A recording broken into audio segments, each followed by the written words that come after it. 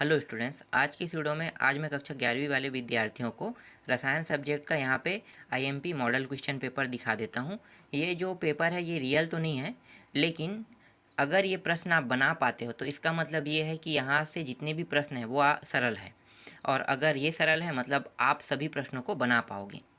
तो इसीलिए ये आप लोगों को जानना बहुत ज़्यादा ज़रूरी है कि प्रश्न के जो टाइप है वो कैसे आते हैं।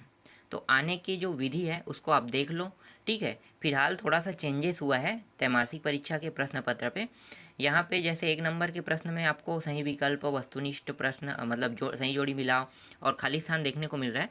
बहुत कम चांस है कि आपको ये देखने को मिलेगा, क्योंकि नया जो सिलेबस पैटर्न आया उसमें ना वस्तुनिष्ठ प्रश्नों को हटा दिया है। 1 से लेकर 10 तक ना कुल प्रश्न देते हैं, 1-1 नंबर का आता है, एक शब्द में उत्तर। तो ऐसे प्रश्न आपको देखने को मिलेगा, लेकिन ये भी एक शब्द में ही उत्तर है। अगर आप ध्यान से देखोगे तो इनमें 4 ऑप्शन ढूंढने के लिए कह रहा है, लेकिन आपको 4 ऑप्शन नहीं ढूंढना है, आपको डायरेक्ट उसमें उत्तर बताना होता है। तो सेम पैटर्न यही है, बस आपको वो देखने को मिल सकता है। ठीक है, चलो देख लेते हैं। यहाँ पे सही विकल्प चुनकर लिखिए। तो पहला प्रश्न क्या है? आधुनिक परमाणु भार आधारित है।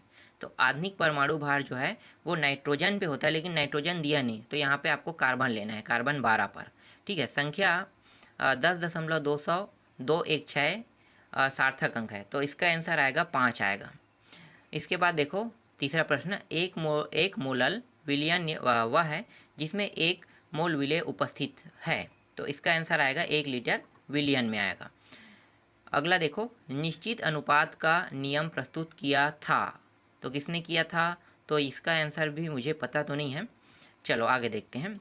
इसके बाद जल की मोललता है, तो जल की मोललता कितना होगा? 18। और इसे निकालते कैसे हैं?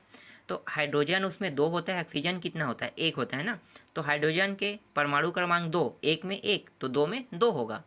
और ऑक्सीजन के परमाणु क्रमांक कितना होता है? परमाणु सॉरी क्रमांक बोला था, परमाणु भार कितना होता है? 8 परमाणु क्रमांक, 8 दूनी 16, 16 और 16 और 2 कितना हो गया? 18। तो यही जल की मोललता कह रहा था। परमाणु भार को हम क्या कहते हैं? जोड़ देते हैं इसके साथ, तो वो क्या बन जाता है? मोललता बन जाता है। आगे देखो, रिक्त स्थानों की पूर्ति कीजिए। दुर्लभ मृदा धातुओं का प्रथम तत्व खाली स्थान है, तो इसका जो प्रथम तत्व है वो है सीरियम है। उत्कृष्ट गैसों की इलेक्ट्रॉन बद्धुता खाली स्थान होती है, तो शून्य होती है। जिन तत्वों के बाह्यतम कोष अपूर्ण होते हैं उसे खाली स्थान कहते हैं।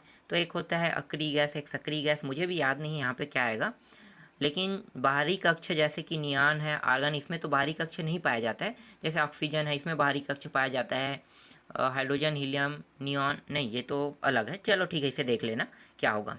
नाभिकीय आवेश बढ़ने पर आवर्त में परमाणु त्रिज्या घटता है, इसका आंसर घटना आएगा। ये पांचों प्रश्न फ्लोराइड आयन लिखा है ना, खाली स्थान के कारण HF बनाने में सक्षम होता है, तो इसका भी आंसर मुझे पता नहीं है। वीबीटी के बारे में मुझे पता है। वीबीटी का मतलब ये आ जाएगा, इसके जो प्रतिपादन सिद्धांत दिया था ना वो है हिटलर और लंदन ने दिया था। फिर एमओटी का सिद्धांत जो दिया था ये हुंड और मुल्किन ने दिया था। इसके बाद वेस्पर का मुझे याद नहीं आ रहा है। इसी तरह से द्विध्रुव आघूर्ण का भी याद नहीं है, और एच बंद का भी मुझे याद नहीं है। ठीक है, तो बाकी को आप लोग देख लेना, ऐसे ही प्रश्न आएंगे ना। ये रियल पेपर नहीं है, लेकिन फेक भी नहीं है। इसके बाद देखो दूसरा में क्या है, मोल क्या है। ठीक है, स्पष्ट कीजिए। तो एक मोल के बारे में अगर आपको पता है कितने अग्वैड्य संख्या होता है तो आप आसानी से बना सकते हो। हुन का अधिकतम बहुलता का नियम समझाइए। इसी तरह से चौथा प्रश्न, सिग्मा बंध किसे कहते हैं। पांचवा प्रश्न देखो, गुणित अनुपात का नियम क्या है, एक उदाहरण द्वारा समझाइए। संकरण को परिभाषित कीजिए। द्विध्रुव आघूर्ण किसे कहते हैं। उत्कृष्ट गैस एक परमाणु होती है। एवोगैड्रो का नियम क्या है। अब यहाँ पे वेस्पर सिद्धांत क्या है। अतिव्यापन किसे कहते हैं, ये कितने प्रकार के होते हैं समझाइए। संकरण किसे कहते हैं। मतलब यहाँ पे जितने भी प्रश्न आपको देखने को मिल रहे हैं ये सब के सब सरल है ना। इसके बाद एसपी संकरण किसे कहते हैं। और यहाँ पे देखो 13वां में क्या दिया है भाई, आणविक कक्षक सिद्धांत के आधार पर N2 अणु का ऊर्जा आरेख बनाइए तथा बंधन क्रम व चुंबकीय व्यवहार लिखिए। इसी तरह से इसके अथवा भी प्रश्न हैं, और अंतिम में 14वां प्रश्न आप देख सकते हो। तो इतने प्रश्न आपको देखने को मिल सकता है।